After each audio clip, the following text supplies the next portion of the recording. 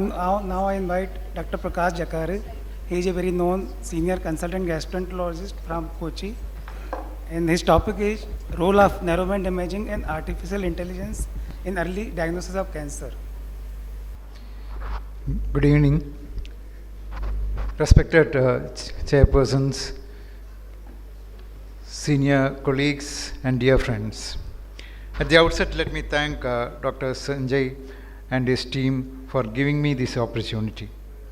I have been asked to talk about NBI and artificial intelligence in early diagnosis of gastrointestinal cancer. As you all know, early diagnosis of gastrointestinal cancer is very important as better outcomes occur with early diagnosis and early treatment. Whether it is gastric, esophageal or colorectal, early diagnosis we have the option of endoscopic treatment and organ preservation.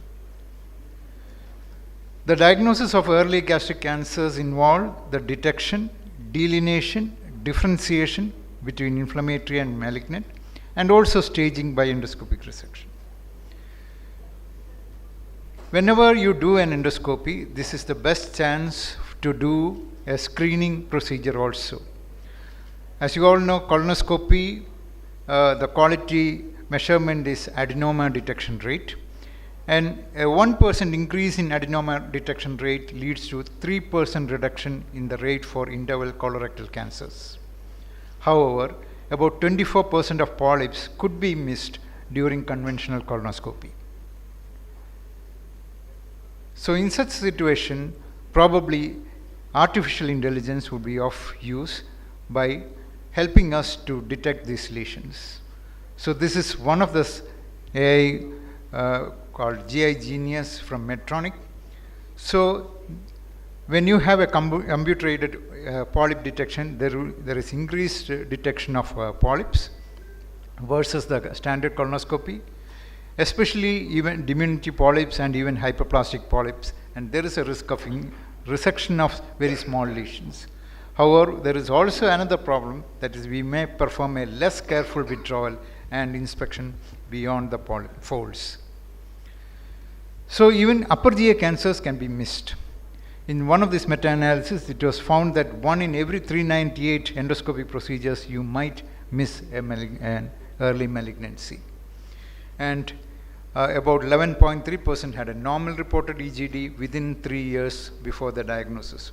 It also depends on where this procedure is done. If it is a place where there is high incidence, then there will be more. So in an Asian consensus on standards of diagnostic upper GI endoscopy, there were different standards which I put up, and one of them was the use of image enhanced endoscopy. All the other factors are equally important. So the image enhanced endoscopy can be either dye based or equipment based. The dye based is the iodine chromoendoscopy for squamous cell cancer and indigo carmine or methylene blue for the others. Equipment based, the most popular one is the narrowband imaging. The narrowband imaging, it is very easy to use and the push of a button. So here you filter out where the red and wavelength and mainly the blue and part of the green is used, and by this the superficial vessels are displayed in brown and the deeper mucosal and submucosal layers are displayed in cyan. In esophagus, you have the intraepithelial capillary loops, and these run perpendicular in the lamina propria, and these are seen as brownish loop vessels, and based on this you can differentiate whether you have a normal lesion or inflammatory or a malignant lesion which has invaded. So this in the lesions IPCL V1 to V3 you have an early lesion. So once the malignancy worsens, then the loops becomes elongated, thickened, interconnected, and also it might become amorphous. So depending on this, you can decide on what kind of treatment you can give for this patient. For Barrett's esophagus, you have the BIG classification based on the narrowband imaging. Here basically you are looking at the irregularity of the mucosal surface and the vascular architecture. So again, the surface and vascular pattern is important in determining the malignancy even in the stomach. So you know that there is a normal pattern in the fundus and another normal pattern in the pyloric gland, and once you know that normal pattern, it is easy to differentiate about the abnormal patterns. So you are looking at the microvascular patterns of all these and the microsurface pattern. So here you can see that there is a normal microsurface pattern. Here there is an irregular surface pattern. Here the microsurface pattern is absent. So again, the microvascular, here there is a normal pattern, there is an irregular pattern, here there is an absent pattern. So when there is an absent or irregular pattern means that there is early malignancy, and when it's absent, probably there is an invasion. In the narrowband imaging has been used to classify colorectal lesions. The nice classification gives you the type 1 to type 3. In the type 1 is the hyperplastic, type 2 and type 2 is the adenomatous, and type 3 is the lesions with submucosal invasion.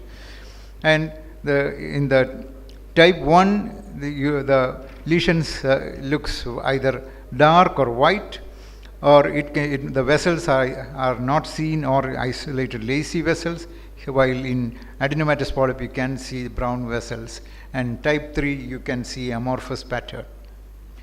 In this Janet classification by the Japanese group, the type 2 is divided into 2A and 2B. However, the 2B reproducibility is much less, so you might have to use a Kudo pit pattern, in which the pit pattern 3 to 5 denotes a neoplastic lesion. So this is a patient with a colonic polyp. You can see the polyp being detected here, and if you do the narrowband imaging, you can see that it makes the background lesion, and the vascular pattern, vascularity is hardly seen. It's a hyperplastic polyp. And here, if you see the lesion, here got a tubular glands here, and underwater it can be seen much better. And on NBI, you can see that these are regular tubular glands, which is the adenomatous polyp. So here you can see that there are amorphous areas on NPI. You can see there are areas of adenomatous pattern and also amorphous pattern, telling us that there is deep submucosal invasion. So AI can be useful.